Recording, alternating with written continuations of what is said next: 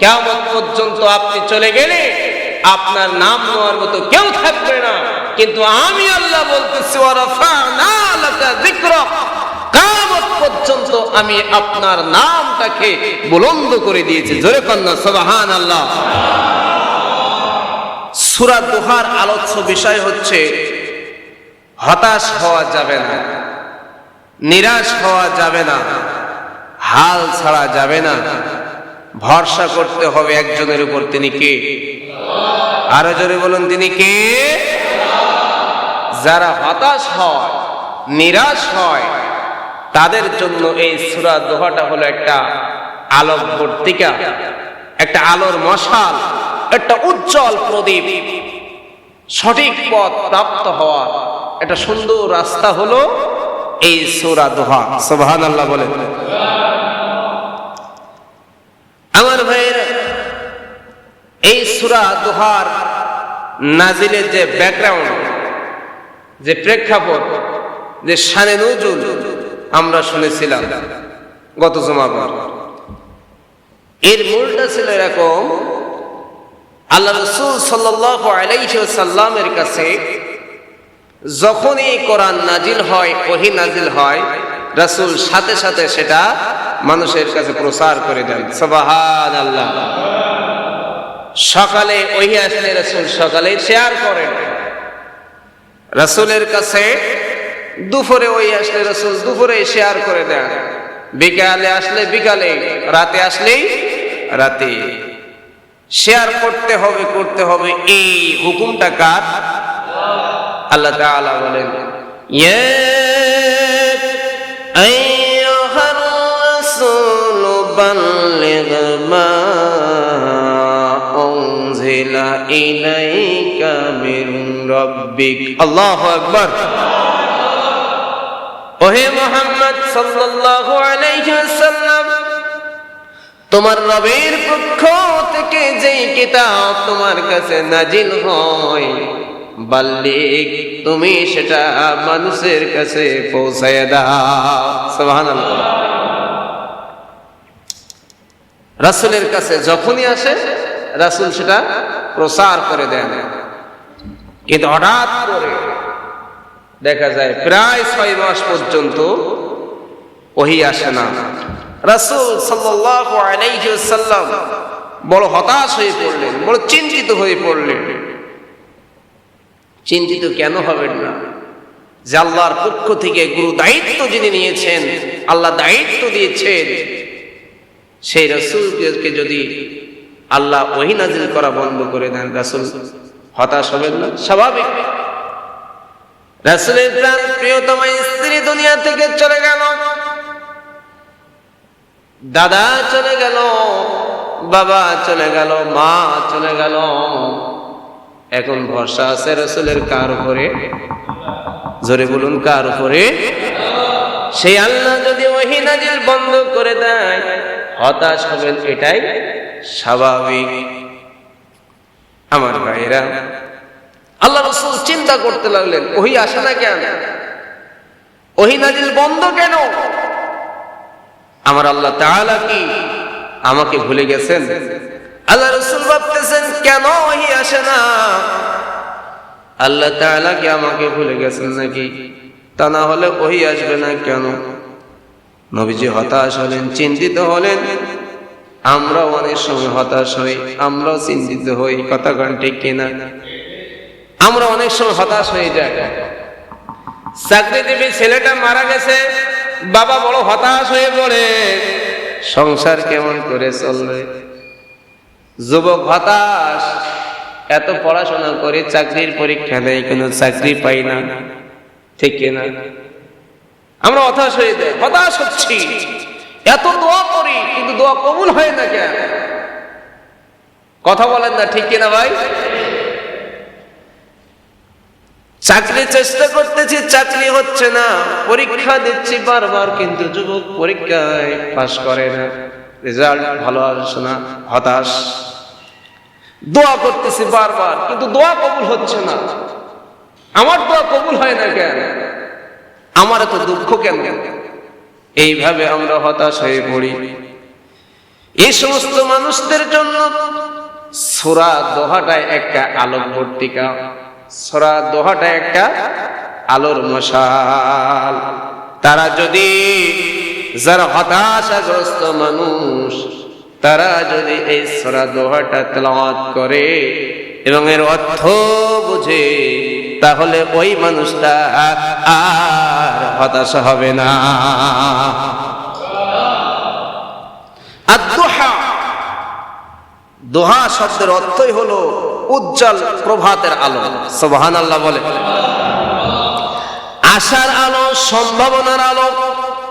আমাদের জীবনে আলোর দরকার আছে না নাই? আলোর দরকার আছে না নাই? আলো ছাড়া কি ভালো লাগে? এখন যদি আলো না থাকতো, আমি কি আপনাদের দেখতে পারতাম? আপনারা কি আমাকে দেখতে পারতেন?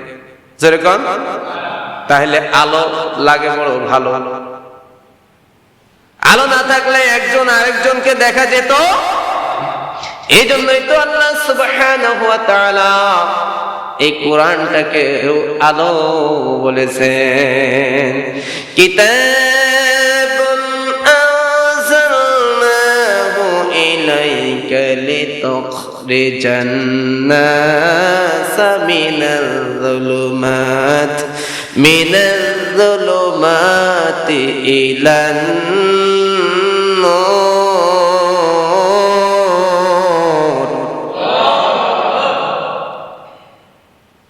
এই কিতাব আল্লাহ নাজিল করেছেন কিসের জন্য? লিতুখরিজান নাসা মিনাল যুলুমাতি ইলান নূর। আল্লাহ বলতেছেন, হে রাসূল, আপনি জানো ওই মানুষদেরকে অন্ধকার থেকে আলোর দিকে নিয়ে আসতে পারেন। এই জন্য আমি আল্লাহ রাব্বুল আলামিন এই কিতাব আপনার কাছে নাজিল করেছি। সুবহানাল্লাহ।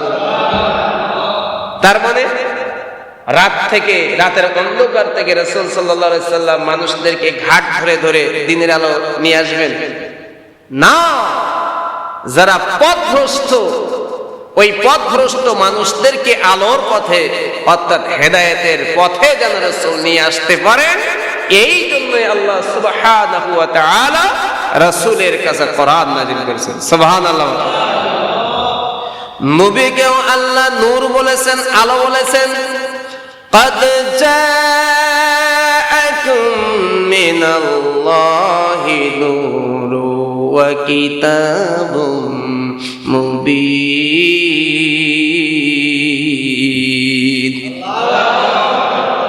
নূর মানে কি? আলো।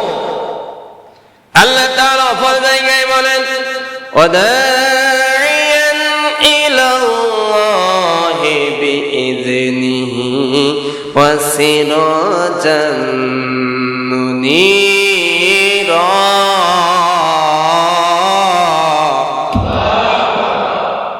আল্লাহ রাসূলকে আল্লাহ তাআলা সিরাজাম মুনীরা, উজ্জ্বল প্রদীপ, উজ্জ্বল আলোর কথা বলেছেন। সুবহানাল্লাহ। তার মানে আল্লাহ রাসূল সাল্লাল্লাহু আলাইহি ওয়াসাল্লাম মানুষের অন্তরকে আলোকিত করে দেন। এই জন্য আল্লাহ নবী সাল্লাল্লাহু আলাইহি ওয়াসাল্লাম সব সময় আল্লাহর কাছে এই নূরের জন্য দোয়া করতেন, আলোর জন্য দোয়া করতেন। আল্লাহ নবী ভাবে দোয়া করতেন, আল্লাহুম্মা জাআল ফি কলবি নূরা।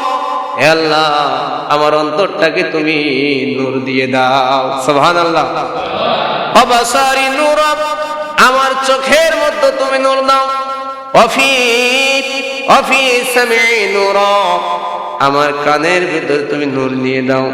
ওয়ান ইয়ামিনি নূরা, আমার ডান দিকে তুমি নূর দাও। ওয়ান শিমালি নূরা, আমার বাম দিকে তুমি নূর দাও। অফাউকি নূরা, আমার উপরে তুমি নূর দাও। অতাখফি নূরা, আমার নিচে তুমি নূর দাও। ও আমামি নূরা, আমার ডান দিকটা তুমি নূরে নূরান্বিত করে দাও।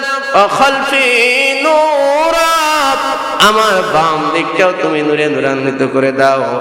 ওয়াজআল লি নূরা, আর আমার জন্য তুমি নূর সৃষ্টি করো। সুবহানাল্লাহ। সব সময় আল্লাহর নবী সাল্লাল্লাহু আলাইহি ওয়াসাল্লাম এই আলোর জন্য দোয়া করতেন।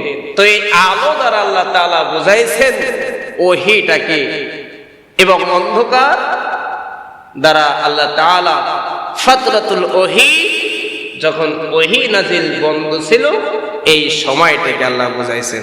আল্লাহ বলেন ওয়াদ-দুহা, আল্লাহু আকবার,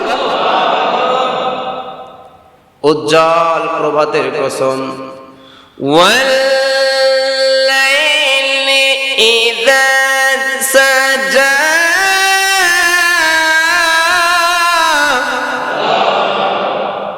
অন্ধকার রাতের কসম যখন নিঝুম হয়ে যায়।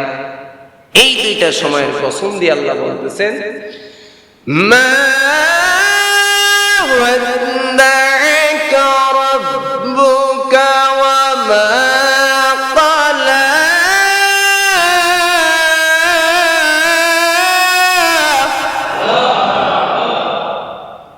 আল্লাহ বলেন নবীজি আপনার রব আপনাকে বলে যায় নাই, আপনার প্রতি বিরক্ত অসন্তুষ্ট হয় নাই। সুবহানাল্লাহ। ওরা বলে কি কিছুদিন সময়তে ওহী বন্ধ রয়েছে, এই জন্য তারা বলে আমি আপনাকে ভুলে গেছি। না না না নবীজি, আমি আপনাকে ভুলে যাই নাই। নবীজি শোনো, এই যে কিছু সময় আমি ওহী নাজিল বন্ধ রাখি যাতে আপনি একটু বিশ্রাম নিতে পারেন। সব সময় যদি ওহী নাজিল করা হয়, রাসূলের স্নায়ু, রাসূলের দেহ, এই শরীর এটা সহ্য করতে পারবে না। এই জন্য বলেছিলাম সব সময় আলো কি ভালো লাগে? এই জন্য আল্লাহ রাব্বুল আলামিন সব সময় আলো রাখেন নাই, দিন শেষে আবার রাতের ব্যবস্থা করেছেন যেন রাতের সময়টা আমরা একটু বিশ্রাম নিতে পারি। আল্লাহ রাব্বুল আলামিন সব সময় নবীর উপর ওহী নাজিল করলে রাসূল বড় কষ্ট পাবেন। রাসূলের কষ্ট কি আমার আল্লাহ সহ্য করতে পারে না? রাসূলকে একটু বিশ্রাম নেওয়ার জন্য আল্লাহ সুবহানাহু ওয়া তাআলা ফাতরাতুল ওহী, কিছু সময় ওহী নাজিল বন্ধ রাখেন। কিন্তু ওই সমস্ত মক্কার কুরাইশ মুশরিকরা এই ফাতরাতুল ওহীর সময়টাকে লক্ষ্য করে বলতেছে, ওহে মুহাম্মদ, তোমার প্রভু তোমাকে ছেড়ে চলে গেছে, তোমাকে ভুলে গেছে। জোরে কান্না নাউজুবিল্লাহ। আর উম্মে জামিল রাসূলের চাচী আবু লাহাবের স্ত্রী বলল, ওহে মুহাম্মদ, তোমার শয়তান তোমাকে ছেড়ে চলে গেছে। জোরে কান্না নাউজুবিল্লাহ। শয়তান বলতে জিবরাইল আলাইহিস সালামকে বোঝাচ্ছে যে জিবরাইল আলাইহিস সালাম কিছুদিন ওহী নিয়ে আসতেছে না, এই জন্য জিবরাইল আলাইহিস সালামকে শয়তান বলে বলতেছে তোমার শয়তান তোমাকে ছেড়ে চলে গেছে। জোরে কান্না একবার নাউজুবিল্লাহ। আমার ভাইয়েরা, এই কথা দ্বারা শুধুমাত্র রাসূলের ওহী নাজিলের বন্ধ সময়টাকে তারা বোঝায় নাই, শুধু রাসূলকে অপমান করে নাই, তো তারা ইনডাইরেক্ট ভাবে আমার আল্লাহকে অপমান করেছে। তার মানে তারা বুঝাইতে চাচ্ছে, দেখো আল্লাহ সুবহানাহু ওয়া তাআলা বুঝতে পারে নাই তোমাকে যে নবুয়তের দায়িত্ব দিয়েছিল, তুমি যে আসলে এই নবুয়তের দায়িত্ব পালন করতে পারবে না, তুমি ব্যর্থ হবা, এটা আল্লাহ তাআলা বুঝতে পারে নাই। এখন আল্লাহ তাআলা বুঝতে পেরেছেন তুমি নবুয়তের দায়িত্ব পালন করতে ব্যর্থ, তাই আল্লাহ তোমার প্রভু তোমাকে ছেড়ে চলে গেছে। জোরে কান্না নাউজুবিল্লাহ। আল্লাহ রাসূল কি ব্যর্থ? আল্লাহ কি রাসূলকে ছেড়ে গেছেন? হতাশ হওয়া যাবে, নিরাশ হওয়া যাবে, ভরসা করতে হবে একজনের উপর, তিনি কে? আল্লাহ কি রাসূলকে ছেড়ে গেছেন? রাসূলকে ভুলে গেছেন? আল্লাহ তাআলা বলছেন না, তোমার প্রভু তোমাকে ছেড়ে চলে যান নাই, আপনার প্রভু আপনাকে ছেড়ে চলে যান নাই, আপনাকে ভুলে যান নাই, আপনার প্রতি অসন্তুষ্ট হয় না। ওরা বলতেছে আমি আপনাকে ভুলে গেছি। না না না, ওরা তো জানে না ওহে রাসূল আমি আপনাকে ভুলে যাই নাই, বরং আমি আপনাকে এত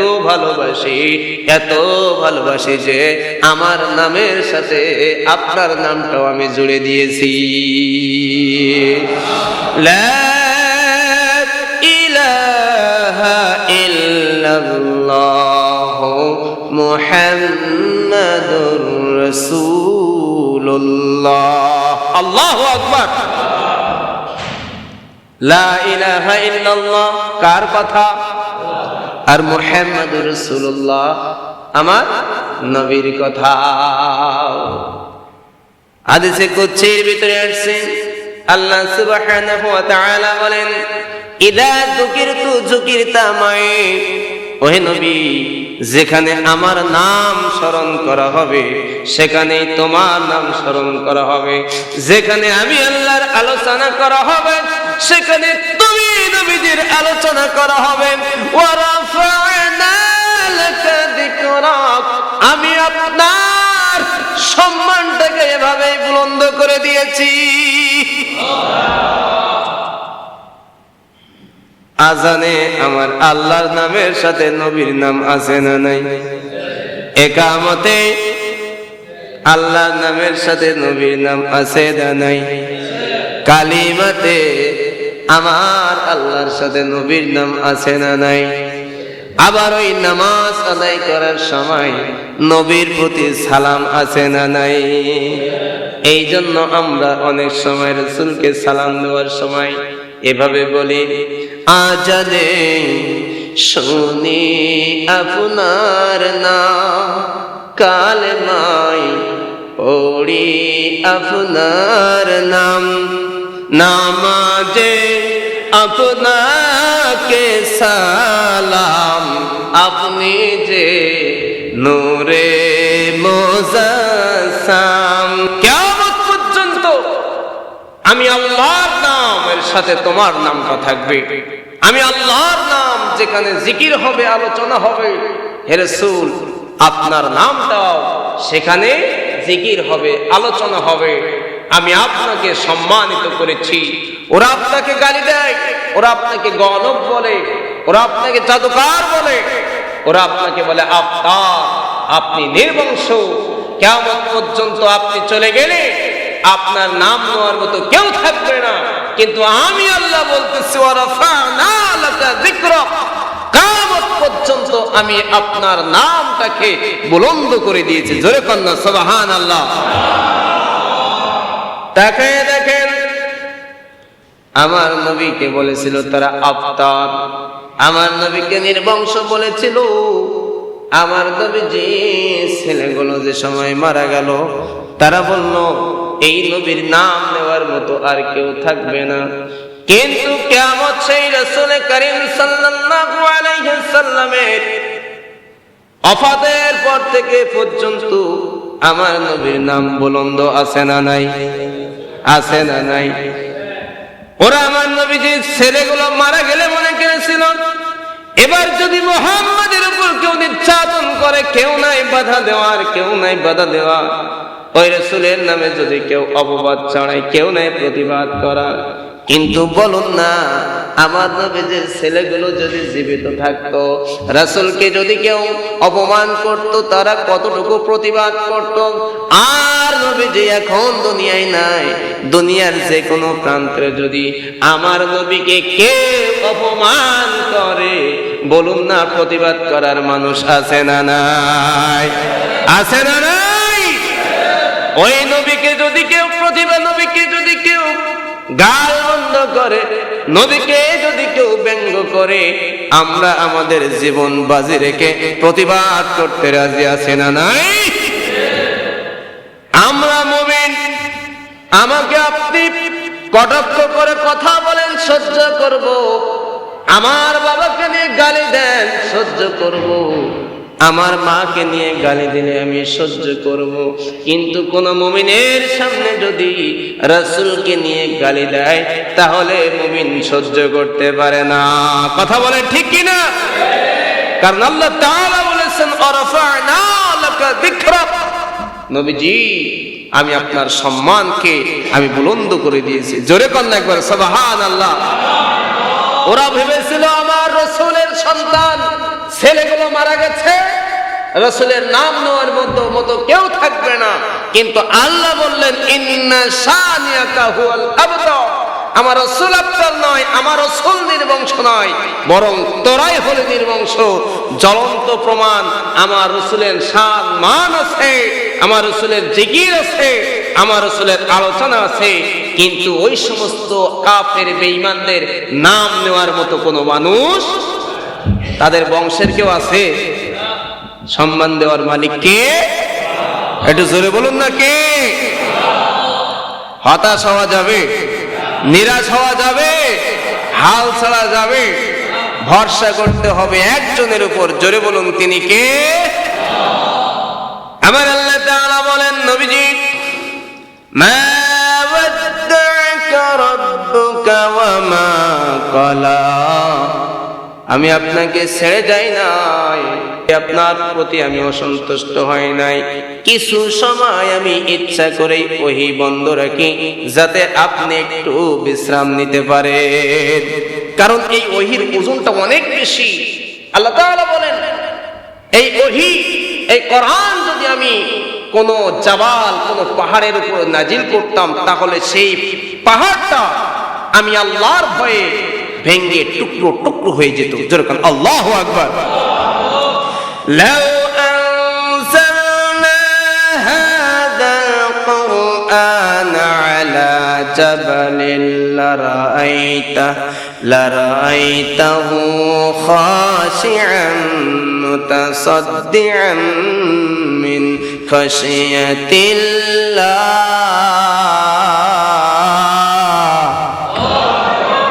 ওহীর ওজন অনেক বেশি। সব সময় যদি এই ওহী নাজিল করি, নবী আপনার কষ্ট হয়ে যাবে। এই জন্য আমি ফাতরাতুল ওহী, কিছু সময় ওহী নাজিল বন্ধ রাখি। আল্লাহ নবী সাল্লাল্লাহু আলাইহি ওয়াসাল্লাম যে সময় উটের উপর থাকতেন, আর এই এমত অবস্থায় যে সময় কোরআন নাজিল হইতো, কিতাবের ভিতরে আসছে, তখন উটের বুকটা মাটির সাথে লেগে যাইত। সুবহানাল্লাহ।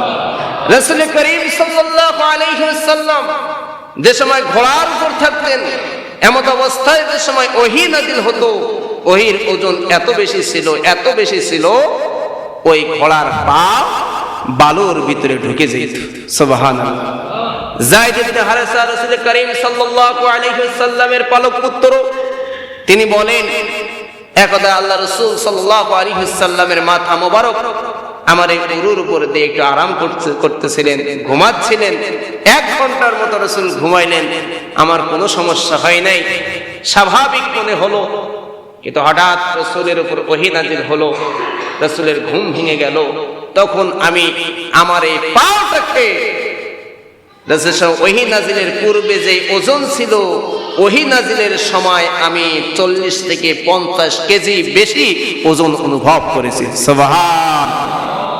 এই জন্য আয়েশা সিদ্দিকা রাদিয়াল্লাহু তাআলা আনহা বলেন, কনকনে শীতের মধ্যে যখন আমরা কাঁপতাম, ওই সময় আমার রাসূলের উপর যে সময় ওহী নাজিল হতো, আল্লাহ নবী সাল্লাল্লাহু আলাইহি সাল্লামের এই চেহারাগুলো ঘেমে পানি টপ টপ করে পড়তো। একটু জোরে বলুন আল্লাহু আকবার। ওহীর ওজন আছে না নাই? আল্লাহ তাআলা এই জন্য রাত এবং দিনের সাথে তুলনা করেছেন। আলো দ্বারা আল্লাহ সুবহানাহু ওয়া তাআলা ওহী নাজিলটাকে বুঝাইছেন, আর অন্ধকার দ্বারা ফাতরাতুল ওহী নাজিল বন্ধ হওয়ার সময়টাকে বুঝাইছেন। যেমন সারাদিন পরিশ্রম করে একটু রাতের সময় আমরা বিশ্রাম নেই, ঠিক তদ্রূপ ফাতরাতুল ওহী কিছু সময় বন্ধ রেখেছেন, যেন আল্লাহ রাসূল সাল্লাল্লাহু আলাইহি ওয়াসাল্লাম একটু বিশ্রাম নিতে পারেন। জোরে কন্যা একবার সুবহানাল্লাহ। আমার ভাইয়েরা, আল্লাহ তাআলা এরপরে কিছু নিয়ামতের কথা বলতেছেন নবীজি। ওরা তো বলতেছে আমি আপনাকে ভুলে গেছি, আপনার উপর বিরক্ত হয়েছি, আপনার প্রতি অসন্তুষ্ট হয়েছি। আল্লাহ তাআলা বলেন না না না, মা ওয়াদ্দা'কা রাব্বুকা ওয়া মা ক্বালা ওয়ালাল আখিরাতু খায়রুল লাকা মিনাল উলা ওয়া লাসাউফা ইউতিকা রাব্বুকা ফাতারদা। আল্লাহ তাআলা বলতেছেন, না আমি আপনাকে বলে যাই নাই এই বর্তমান সময়ের চেয়ে ভবিষ্যতের সময়টা আপনার জন্য উত্তম হবে। এখন যে সমস্ত মানুষগুলো আপনার বিরোধিতা করতেছে, কিছুদিন যাইতে না যাইতে এই সমস্ত মানুষেরা আপনার পিছনে ঘুরবে। এই দুনিয়ার জীবনে যারা বাহাদুরি দেখাইতেছে, পরকালে তারা বড় অসহায় হয়ে পড়বে। এবং আমি আল্লাহ রাব্বুল আলামিন এত আপনাকে এমন কিছু দেব, খুব শীঘ্রই আপনি সন্তুষ্ট হয়ে পড়বেন। গত জুমায় আলোচনা করেছি, আল্লাহ তাআলা এবার কিছু নিয়ামতের কথা বলতেছেন। আলাম ইয়াজিদকা ইয়াতীমান ফাআওয়া। হে রাসূল, আমি আপনাকে ইয়াতীম অবস্থায় পেয়েছি, এরপরে আমি আপনাকে আবাসস্থল দিয়েছি, আমি আপনাকে পথ দেখাই দিয়েছি, আপনাকে বড় করেছি। যে সময় আপনি দুনিয়ায় আসছেন, আপনার বাবা দুনিয়ায় ছিল না, আপনার মা কয়েক বছর পরে মারা গেছে, দাদা লালন পালন করতেছিলেন, সেও মারা গেল। এরপরে যে আবু তালেব ইসলাম গ্রহণ করে নাই, এরপরেও আবু তালেব নিজের জীবন বাজি রেখে আপনার জন্য সংগ্রাম করেছে। সুবহানাল্লাহ। আমি এভাবে আপনাকে বড় করে তুলেছি, আমি কি আপনাকে বলে যাইতে পারি? আলাম ইয়াজিদকা ইয়াতীমান ফাআওয়া ওয়া ওয়াজাদাকা দাল্লান ফাহাদা। এরপরে আমি আপনাকে পথ না পাওয়া অবস্থায় পেয়েছি, এরপর আমি আপনাকে পথ দেখিয়েছি। তার মানে জাহেলিয়াতের যুগে আল্লাহ রাসূল সাল্লাল্লাহু আলাইহি ওয়াসাল্লাম ইসলাম সম্পর্কে জানতেন না, ভুল বোঝার কিছু নাই। আল্লাহ রাসূল ইসলাম সম্পর্কে জানতেন না, তবে আল্লাহ রাসূল সাল্লাল্লাহু আলাইহি সাল্লাম আল্লাহর অস্তিত্বের উপর বিশ্বাসী ছিলেন, আল্লাহর গুণাবলীতে বিশ্বাসী ছিলেন। আল্লাহ রাসূল সাল্লাল্লাহু আলাইহি সাল্লাম ওই জাহেলিয়াতের যুগে পাপ মুক্ত ছিলেন। জোরে কোন সুবহানাল্লাহ। তবে সঠিক দিন কি, এর বিধিবিধান কি, এ সম্পর্কে আল্লাহ রাসূল সাল্লাল্লাহু আলাইহি ওয়াসাল্লাম কিছুই জানতেন না। আল্লাহ তাআলা বলেন, মা কুনতা তাদরি মাল কিতাবু ওয়ালাল ঈমান। হে রাসূল, ওহী নাজিল হওয়ার পূর্বে ঈমান কি আপনি জানতেন না, কিতাব কি আপনি জানতেন না। আমি আপনাকে ঈমান নামক দৌলত আপনাকে দান করেছি, কিতাব দান করেছি, সঠিক পথ কোনটা এইটাই আমি আল্লাহ আপনাকে দান করেছি। সুবহানাল্লাহ। আমি আল্লাহ তো আপনাকে বলতে পারি, আওয়াজাদাকা আইলান ফাআগনা। আপনি নিঃস্ব ছিলেন, অভাবগ্রস্ত ছিলেন, সেখান থেকে আমি আপনাকে অভাবগ্রস্ত থেকে মুক্ত করেছি। সুবহানাল্লাহ। এত নিয়ামত দান করলাম, আমি আপনাকে ভোলার জন্য? আল্লাহ তাআলা এরপরে বলতেছেন, তিনটি কর্মসূচি দিয়ে এই সূরাটা শেষ করে দিচ্ছেন। এবার আমরা তিনটি কর্মসূচি শুনব এবং আমাদের বাস্তব জীবনের সাথে আমল করব, ইনশাআল্লাহ পারবো। আল্লাহ তাআলা বলতেছেন, ফাআম্মা ইয়াতীমা ফালা তাকহার। আল্লাহু আকবার। রাসূল ছিলেন ইয়াতীম, এই জন্য আল্লাহ তাআলা বলতেছেন, নবীজি আপনি ইয়াতীমদের প্রতি কঠোর হবেন না। ইয়াতীমদের প্রতি কঠোর হওয়া যাবে? জোরে বলুন, কঠোর হওয়া যাবে? আল্লাহর নবী সাল্লাল্লাহু আলাইহি ওয়াসাল্লাম বলেন, ওই ঘর, ওই পরিবার সবচেয়ে উত্তম মুসলমানের ভিতরে যেই ঘরের ভিতরে ইয়াতীম থাকে এবং ইয়াতীমের সাথে সদাচরণ করা হয়। সুবহানাল্লাহ বলেন। খায়রু বাইতিন ফিল মুসলিমিন, মুসলমানদের ভিতরে ওই ঘরটা সবচেয়ে উত্তম। বাইতুন ফিহি ইয়াতীমু ইহসানু ইলাইহি, যেই ঘরের ভিতরে এতিম রয়েছে এবং এতিমের সাথে সদাচরণ করা হয়। ওয়াশাররু বাইতিন ফিহি ইয়াতীমু ইউসাউ ইলাইহি, এবং আল্লাহ রাসূল বলতেছেন যেই ঘরের ভিতরে এতিম রয়েছে কিন্তু তার সাথে সদাচরণ করা হয় না, সেই ঘরটা হলো একটা নিকৃষ্ট ঘর।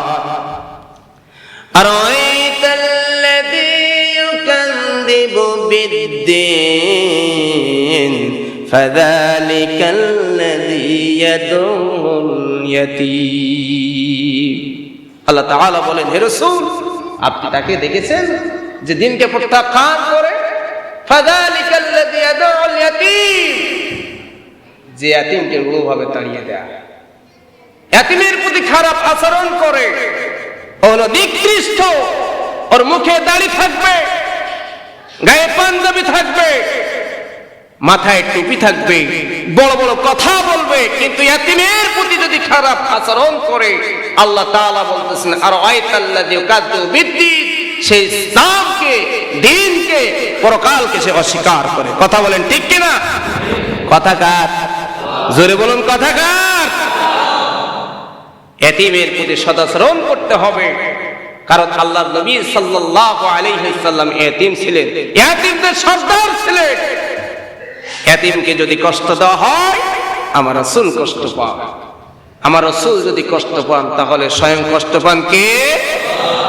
আর এতিমের প্রতি সদাচরণ করলে, তাদেরকে মহব্বত করলে, ভালোবাসলে ভালোবাসা হয় আল্লাহর নবীকে।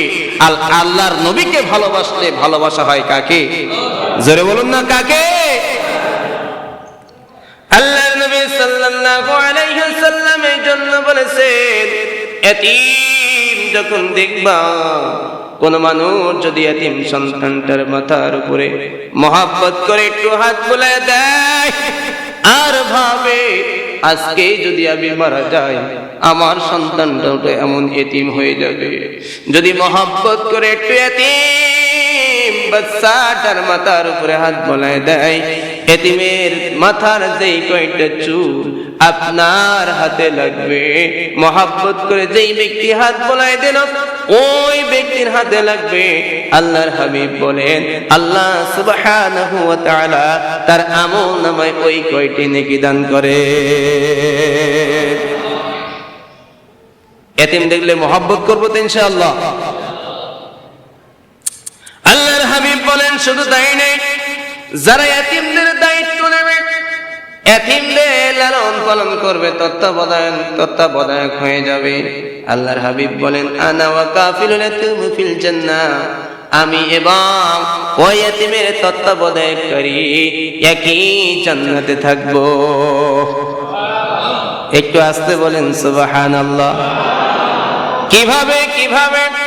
আল্লাহ রাব্বুল রাসূল ইশারা করে দেন, হাকাযা ইউশিরু বিইসবাইহি, এই দুইটা আঙ্গুল এমন করেন, মধ্যমা এবং তর্জনা আঙ্গুল, দুইটা আঙ্গুল ইশারা করে সাহাবীদেরকে এইভাবে দেখায় দেন, সাহাবীরা রে, আনা ওয়া কাফিলুল ইয়াতীম ফিল জান্নাহ, যেই ব্যক্তি এতিমদের তত্ত্বাবধায়ক হবে, আমি এবং ওই ব্যক্তি একই সাথে পাশাপাশি জান্নাতে থাকবো।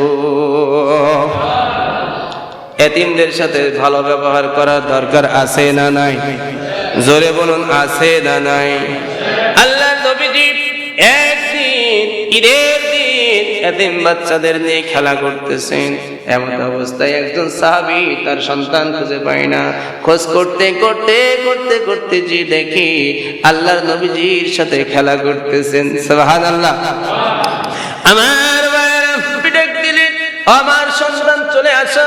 আল্লাহর নবীজি বললেন, ও আমার সাহাবী, তোমার সন্তানটা আরো কিছুক্ষণ থাকুক, আমরা একসাথে খেলা করি। সাহাবী বললেন, ইয়া রাসূলুল্লাহ, আপনি বলতেছেন ও খেলা করুক, খেলা করুক, আমি কি না বলতে পারি? অনেক সময় খেলা করলো, এবার আবার ডাক দিয়ে বলল, আমার সন্তান চলে আসো। আল্লাহর নবীজি বললেন, ও আমার সাহাবী, তুমি তোমার সন্তান নিয়ে যাইতে পারো, তবে কোনোদিন এভাবে অন্যদের সামনে আমার সন্তান বলে ডাক দিবা না। বলে, ইয়া রাসূলুল্লাহ, বেয়াদবি নেবেন না, আমার সন্তান আমি বলে কেন ডাক দিব না? আল্লাহর নবী বললেন, সাহাবী, আমি নিজে এতিম, আমার পাশে যে সমস্ত বাচ্চাগুলো দেখতেছো এরাও এতিম। তুমি যখন আমার সন্তান বলে ডাক দাও, ওই সমস্ত এতিম বাচ্চাগুলো মনে বড় কষ্ট পায়। ওই সমস্ত ছোট বাচ্চাগুলো কষ্ট পায়, তাদের বাবা তো এইভাবে এতিম, আমার সন্তান বলে ডাক দেয় না। তুমি যখন আমার সন্তান বলে ডাক দিছো, ওই সন্তান সন্তানগুলো কষ্ট পেয়েছে, আর আমি নবীও মনে বড় কষ্ট পেয়েছি। তাই বলি, ও সাহাবী, তুমি তোমার সন্তানের নাম ধরে ডাকবা।